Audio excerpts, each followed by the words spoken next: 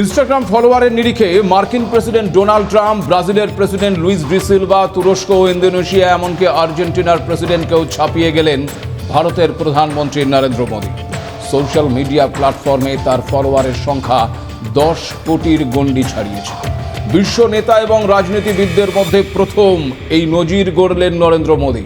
ঠিক এই আবহেই ইসরায়েলের সঙ্গে সম্পর্ক দৃঢ় হচ্ছে ভারতের। সেখানেও ভারতের প্রধানমন্ত্রীকে পার্লামেন্টের সর্বোচ্চ সম্মানে ভূষিত করা হয়েছে। ইসরায়েলের সঙ্গে ভারতের এই অতিরিক্ত সখ্যতা কি ভারতের পক্ষে ভালো, নাকি ভারতকে বিপদের মুখে ঠেলে দেবে? আমেরিকার সঙ্গে সমীকরণটাই বা কি হবে, কোন খাতে বইবে?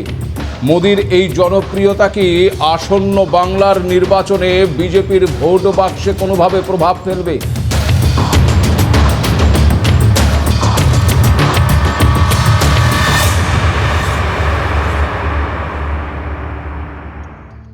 নমস্কার, আপনারা দেখতে শুরু করেছেন এডিটার্স ডায়েরি। আমি ভাস্কর দত্ত আরও একটি নতুন এপিসোডে আপনাদেরকে স্বাগত জানাই। বিশ্ব রাজনীতির মঞ্চে আরও এক নজির গড়লেন ভারতের প্রধানমন্ত্রী নরেন্দ্র মোদী। ডিজিটাল দুনিয়ায় সোশ্যাল মিডিয়ার যুগে তিনিই এখন বিশ্বের নাম্বার 1 নেতা। ইনস্টাগ্রামের সমস্ত বিশ্ব নেতাকে পেছনে ফেলে 10 কোটিরও বেশি ফলোয়ার ছুঁয়ে নয়া রেকর্ড গড়েছেন ভারতের প্রধানমন্ত্রী। 2014 সালে ইনস্টাগ্রামে যোগ দিয়েছিলেন প্রধানমন্ত্রী নরেন্দ্র মোদী। সে বছরই তার নেতৃত্বে এনডিএ 336টি আসন জিতে কেন্দ্রে ক্ষমতায় আসে। আর গত 12 বছরে তার ইনস্টাগ্রাম হ্যান্ডেলে যুক্ত হয়েছে কোটি কোটি ফ্যান। বর্তমানে এটি বিশ্বের অন্যতম বেশি সক্রিয় এবং জনপ্রিয় রাজনৈতিক অ্যাকাউন্ট হিসেবে বিবেচিত হচ্ছে। ফলে এই গোটা বিষয়টিকে রাজনৈতিক সাফল্যের পাশাপাশি এক ঐতিহাসিক সাফল্য বলেও মনে করা হচ্ছে। সংবাদ সংস্থা এএনআই এর একটি প্রতিবেদনে জানানো হয়েছে, ইনস্টাগ্রাম ফলোয়ারের নিরিখে মোদী একাধিক বিশ্ব নেতাকে ছাড়িয়ে গেছেন। যেমন বর্তমানে নিজেকে বিশ্বের দাদা মনে করা ওই মার্কিন প্রেসিডেন্ট ডোনাল্ড ট্রাম্পের ইনস্টাগ্রামে ফলোয়ার্সের সংখ্যা মাত্র 4 কোটি 3 লক্ষ। সেখানে প্রধানমন্ত্রী নরেন্দ্র মোদীর ফলোয়ার্স 10 কোটিরও বেশি। শুধু তাই নয়, বিশ্বের পরবর্তী 5 জন শীর্ষ নেতার মোট ফলোয়ারের সংখ্যা মিলিয়েও প্রধানমন্ত্রী মোদীর ব্যক্তিগত ফলোয়ার সংখ্যার ধারে কাছেও পৌঁছচ্ছে না। যেমন ইন্দোনেশিয়ার প্রেসিডেন্ট প্রবোও সুবিয়ান্তোর ফলোয়ার প্রায় 1 কোটি 5 লক্ষ, ব্রাজিলের প্রেসিডেন্টের 1 কোটি 44 লক্ষ, তুরস্কের প্রেসিডেন্ট রেচেপ তাইয়িপ এরদোয়ানের 1 কোটি 16 লক্ষ, আর আর্জেন্টিনার প্রেসিডেন্ট হাভিয়ের মিলের তার ফলোয়ারের সংখ্যা মাত্র 64 লক্ষ। এই পরিসংখ্যানেই স্পষ্ট যে বিশ্বব্যাপী বিশেষ করে তরুণ প্রজন্মের কাছে মোদির গ্রহণযোগ্যতা ঠিক কতটা। তবে শুধু আন্তর্জাতিক স্তরে নয়, দেশের ভেতরেও রাজনীতিকদের মধ্যে ফলোয়ার্সের দিক থেকে এখন 1 নম্বরে প্রধানমন্ত্রী নরেন্দ্র মোদী। তারপরেই রয়েছেন উত্তরপ্রদেশের মুখ্যমন্ত্রী যোগী আদিত্যনাথ, তার ফলোয়ারের সংখ্যা 16.1 মিলিয়ন। আর তৃতীয় স্থানে রয়েছেন বিরোধী দলনেতা তথা কংগ্রেস নেতা রাহুল গান্ধী, তার ফলোয়ার 12.6 মিলিয়ন। তবে এই প্রথম নয়, এর আগেও গত 2024 সালে সোশ্যাল মিডিয়ায় আরেকটি বড় নজির গড়েছিলেন প্রধানমন্ত্রী নরেন্দ্র মোদী। তৎকালীন টুইটার, বর্তমানে এক্স হ্যান্ডেলে ফলোয়ারের সংখ্যা 10 কোটির গণ্ডি ছাড়িয়েছিল। এর পরবর্তী গত 3 বছরে এই প্ল্যাটফর্মে প্রায় 3 কোটি নতুন ফলোয়ার যুক্ত হয়েছে তার অ্যাকাউন্টে। সূত্রের খবর, ইসরায়েল সফরের উদ্দেশ্যে রওনা দেওয়ার সময় ইনস্টাগ্রামের এই মাইল ফলক স্পর্শ করেন প্রধানমন্ত্রী নরেন্দ্র মোদী। আর গত বুধবারই 2 দিনের সফরে তেল আভিভে পৌঁছেছেন প্রধানমন্ত্রী মোদী। তাকে স্বাগত জানাতে বিমানবন্দরে গিয়েছিলেন স্বয়ং ইসরায়েলের প্রধানমন্ত্রী বেঞ্জামিন নেতানিয়াহু, সঙ্গে ছিলেন তার স্ত্রী সারা। বিমান থেকে নামার পর মোদীকে জড়িয়ে ধরেই স্বাগত জানান নেতানিয়াহু। গেরুয়া পোশাকে প্রধানমন্ত্রীর সঙ্গে হাত মেলাতে দেখা যায় নেতানিয়াহুর স্ত্রী সারাকে। করমর্দন করার সময় নেতানিয়াহু মোদীর পকেট স্কোয়ারের রং আর তার স্ত্রী সারার পোশাকের রঙের দিকে ইঙ্গিত করেন। আর ঠিক সেই সময় প্রধানমন্ত্রী নরেন্দ্র মোদী উত্তর দেন, হ্যাঁ, গেরুয়া। যা শুনে 3 জনকেই হেসে উঠতে দেখা যায়। ইতিমধ্যেই সোশ্যাল মিডিয়ায় ভাইরাল হয়েছে সেই মুহূর্তের ভিডিও। গত 9 বছরে এটি প্রধানমন্ত্রী নরেন্দ্র মোদীর দ্বিতীয় ইসরায়েল সফর। 2017 সালের জুলাইয়ে প্রথম সফরের সময়ই ভারত ইসরায়েলের সম্পর্ক কৌশলগত অংশীদারিত্বের ক্ষেত্রে এক নতুন অধ্যায়ের সূচনা করে। ইসরায়েল সফরে গিয়ে বিশেষ গার্ড অফ অনার প্রদানের পর সে দেশের সংসদে আবার বক্তৃতাও দিয়েছেন প্রধানমন্ত্রী নরেন্দ্র মোদী। আর এক্ষেত্রেও রেকর্ড গড়েছেন তিনি, কারণ তিনিই প্রথম ভারতীয় প্রধানমন্ত্রী যিনি ইসরায়েলের সংসদে বক্তৃতা দিলেন। নয়া ইতিহাস গড়ে প্রধানমন্ত্রী নরেন্দ্র মোদী একদিকে যেমন গাজায় শান্তি ফেরানোর কথা বলেছেন, অন্যদিকে আবার পাকিস্তানকে বিধে সন্ত্রাসবাদ প্রসঙ্গে জিরো টলারেন্সের বার্তাই দিয়েছেন। তার বক্তব্যে উঠে এসেছে 2023 সালের 7ই অক্টোবর ইসরায়েলের ওপরে হামাসের হামলার কথা, যেখানে প্রায় 1200 নাগরিকের মৃত্যু হয়েছিল। তুলে এনেছেন 26/11 মুম্বাই হামলার কথাও। প্রধানমন্ত্রী নরেন্দ্র মোদী সাফ জানিয়ে দিয়েছেন যে সন্ত্রাসবাদের বিরুদ্ধে লড়াইয়ে ইসরায়েলের পাশে রয়েছে ভারত। এছাড়াও সন্ত্রাসবাদ ইস্যুতে বিশ্বজুড়ে ঐক্যবদ্ধ এবং ধারাবাহিক পদক্ষেপের আহ্বান জানিয়েছেন তিনি। এছাড়াও তার ভাষণে উঠে এসেছে ভারত এবং ইসরায়েলের বাণিজ্য বৃদ্ধি, বিনিয়োগ প্রবাহ জোরদার এবং যৌথ পরিকাঠামো উন্নয়নের কথা। ভাষণের শেষ দিকে ইসরায়েলি যুব সমাজকে ভারত সফরে আমন্ত্রণও জানিয়েছেন প্রধানমন্ত্রী নরেন্দ্র মোদী। পাশাপাশি প্রথম বিশ্বযুদ্ধে এই অঞ্চলে শহীদ ভারতীয় সেনাদের স্মরণ করে ভারত ইসরায়েল সম্পর্কের ত্যাগ এবং ইতিহাসের কথাও তুলে ধরেছেন তিনি। এদিন প্রধানমন্ত্রী মোদীর ভাষণের আগে, ভাষণের মাঝে এবং ভাষণের শেষে ইসরায়েলের সংসদে বেশ কয়েকবার মোদি মোদি আওয়াজ উঠতে শোনা যায়। ভাষণের শেষে বুধবার তাকে আনুষ্ঠানিকভাবে speaker of the Knesset medal সম্মান দেওয়া হয়, যার মাধ্যমে ইতিহাসের প্রথম ভারতীয় হিসেবে ইসরায়েলি পার্লামেন্টের সর্বোচ্চ সম্মান লাভ করলেন নরেন্দ্র মোদী। উল্লেখযোগ্যভাবে বিশ্বের বিরল নেতাদের মধ্যে প্রধানমন্ত্রী নরেন্দ্র মোদী একজন যিনি ইসরায়েল এবং প্যালেস্তাইন উভয় দেশ থেকেই সর্বোচ্চ রাষ্ট্রীয় সম্মান পেলেন। 2018 সালে তাকে grand collar of the state of Palestine সম্মানে ভূষিত করা হয়েছিল। বিভিন্ন দেশ থেকে প্রাপ্ত সর্বোচ্চ নাগরিক সম্মানের তালিকায় এটি তার আরেকটি সংযোজন। এখনো পর্যন্ত 28টিরও বেশি আন্তর্জাতিক সম্মান পেয়েছেন প্রধানমন্ত্রী মোদী। সূত্রের খবর, দুদেশের মধ্যে কৌশলগত সম্পর্ক, প্রতিরক্ষা, কৃষি এবং সন্ত্রাস বিরোধিতার সমন্বয় জোরদার করতে প্রধানমন্ত্রী নরেন্দ্র মোদীর এই সফর বেশ গুরুত্বপূর্ণ। এই সফরের মাঝেই বুধবার নেতানিয়াহুর এক্স হ্যান্ডেলের একটি পোস্ট নিয়ে রীতিমতো হইচই পড়ে গেছে, যেখানে ভারতীয় পরম্পরার পোশাকে দেখা গেছে ইসরায়েলের রাষ্ট্রপ্রধানকে। আবার পোস্টের ক্যাপশনে লেখা হয়েছে হিন্দিতে, যেখানে লেখা হয়েছে, हमारे संयुक्त नैश्य भोज से पहले मैंने अपने मित्रों प्रधानमंत्री मोदी को पारंपरिक भारतीय परिधान पहनकर चौंका दिया। অর্থাৎ রাতের খাবারের আগে আমার বন্ধু প্রধানমন্ত্রী নরেন্দ্র মোদীকে ভারতীয় সংস্কৃতির পোশাক পরে চমকে দিয়েছি।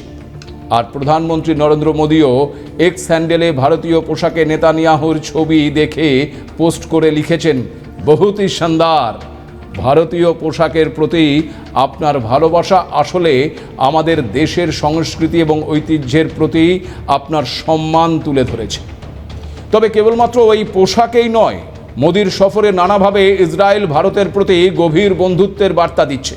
ইতিমধ্যেই দুই রাষ্ট্রনেতার বৈঠকের পর সামাজিক মাধ্যমে মোদী জানিয়েছেন, দুই দেশের দ্বিপাক্ষিক সম্পর্ক আরও গভীর এবং শক্তিশালী করার লক্ষ্যে বিস্তৃত বিষয়ে আলোচনা হয়েছে।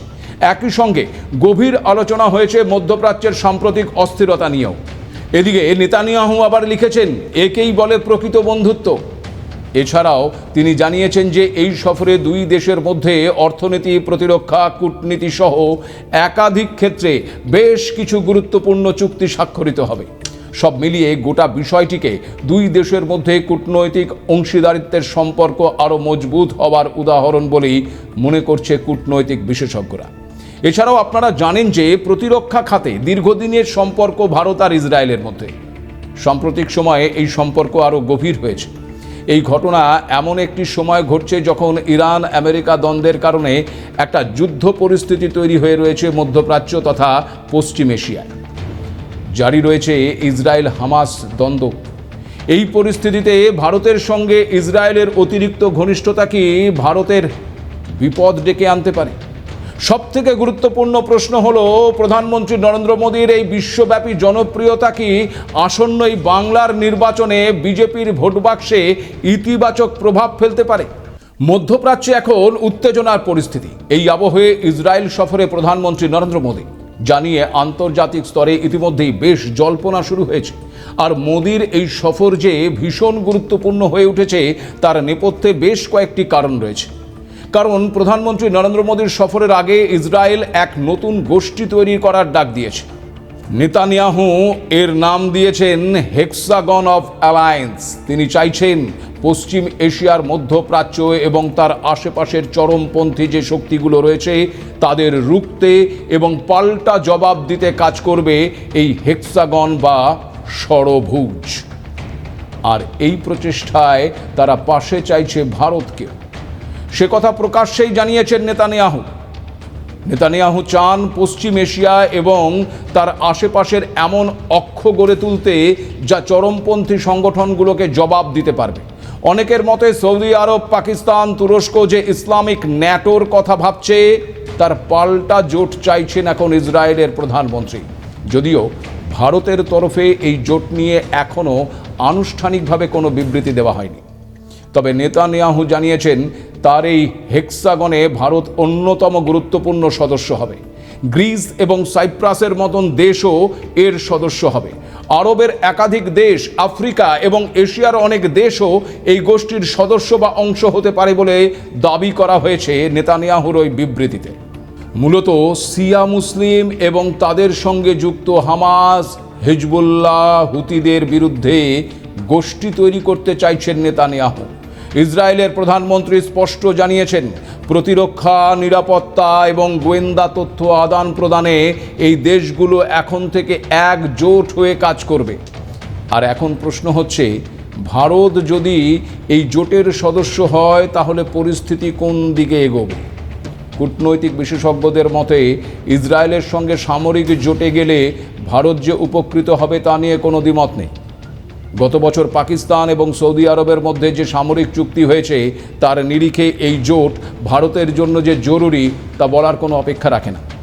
যদিও ইরানের সঙ্গে আবার বন্ধুত্বপূর্ণ সম্পর্কের বিষয়টিও কিন্তু নয়াদিল্লিকে মাথায় রাখতে হবে। এছাড়াও সাম্প্রতিককালে ভারত সৌদি আরবের সঙ্গেও কৌশলগত সহযোগিতা সম্প্রসারণ করছে। একই সঙ্গে ভারতকে এটাও মাথায় রাখতে হবে যে ইসরায়েলের সঙ্গে ঘনিষ্ঠতার কারণে উপসাগরীয় দেশগুলোর সঙ্গে সম্পর্ক যাতে কোনোভাবেই অবনতি না ঘটে। তবে ভারত ইসরায়েলের এই ঘনিষ্ঠতা দেখে ঘুম উড়ে গেছে পাকিস্তান মনে করছে এই জোট মুসলিম দেশগুলোর স্বার্থের বিরোধী এবং তাদের কোণঠাসা করার উদ্দেশ্যেই এই জোট করা হচ্ছে। তাছাড়া ইসরায়েল ভারতকে অত্যন্ত শক্তিশালী golden Horizon air launched ballistic missile offer করেছে। আর ভারতই বিশ্বের একমাত্র দেশ যাকে ইসরায়েল এই অত্যাধুনিক প্রযুক্তি দেওয়ার প্রস্তাব দিয়েছে, যা পাকিস্তানের সামরিক সক্ষমতার জন্য বড় চ্যালেঞ্জ বলেই মনে করা হচ্ছে। যে কারণে প্রধানমন্ত্রী নরেন্দ্র মোদীর ইসরায়েল সফরের প্রাক্কালে পাকিস্তানের সেনেট সর্বসম্মতিক্রমে একটি নিন্দা প্রস্তাব পাশ করেছে। পাকিস্তান এই জোটকে মুসলিম উম্মাহ বা মুসলিম বিশ্বের সংহতির বিরুদ্ধে একটি হুমকি হিসেবেই দেখছে। এদিকে দ্য জেরুজালেম পোস্টের একটি প্রতিবেদনে বলা হয়েছে ভারত এবং ইসরায়েলের মধ্যে 800 থেকে 1000 কোটি মার্কিন ডলার মূল্যের প্রতিরক্ষা চুক্তি স্বাক্ষরের সম্ভাবনা রয়েছে। প্রতিবেদনে আরও বলা হয়েছে দুই দেশের আলোচনার লক্ষ্য ইসরায়েলের বহুস্তরীয় ক্ষেপণাস্ত্র প্রতিরক্ষা ব্যবস্থার প্রধান উপাদানের ওপর চুক্তি করা। এর মধ্যে রয়েছে অ্যারো মিসাইল ডিফেন্স সিস্টেম, যার নির্মাতা ইসরায়েল অ্যারোস্পেস ইন্ডাস্ট্রিজ। চুক্তির মধ্যে রয়েছে আকাশ প্রতিরক্ষা ব্যবস্থা ডেভিড সিলিং এবং রাফাল আয়রন ডোম।